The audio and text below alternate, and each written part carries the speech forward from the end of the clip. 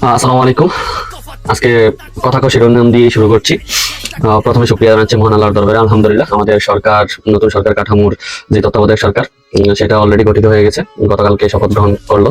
তো আশা করি দেশের মধ্যে আমাদের যে কথাটা বলতে না পারার যে পরাধীনতা, সেটা আর নেই। আমরা দ্বিতীয়বারের মতো স্বাধীনতা অর্জন করে কথা বলার কিংবা কথা কওয়ার যে স্বাধীনতা, সেটা আমরা অর্জন করেছি। আমরা কথা বলবো, আমাদের স্বাধীনতাকে প্রকাশ করব, কথা বলার স্বাধীনতাকে।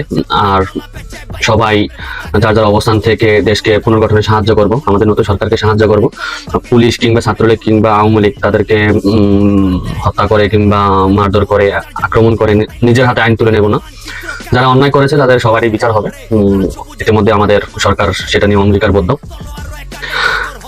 আমরা আজকে যে কথা বলার যে অধিকার পেয়েছি, যেটা আমরা গত 50 বছরে পাইনি, সেটা যেন, সেই কথা বলার অধিকার কিংবা সম্মানটুকু যেন অক্ষুণ্ণ থাকে। আমাদের 2024 সালে যারা শহীদ হয়েছে তারা যেন সম্মান বোধ করে, যারা আন্দোলনে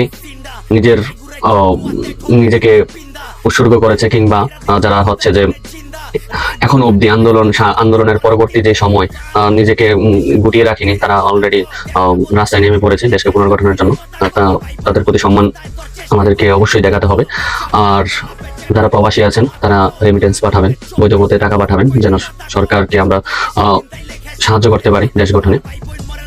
আর যারা ক্ষুধার্ত ভাইয়েরা আছেন, গত 15 বছর ধরে অনেক ক্ষুধার্ত, তারা হচ্ছে যে আপাতত আপনারা এত বেকুল হয়ে না ক্ষমতায় আসার জন্য, দেশকে পুনর্গঠন করতে দেন, অর্থনৈতিকভাবে দেশকে কামব্যাক করতে দেন।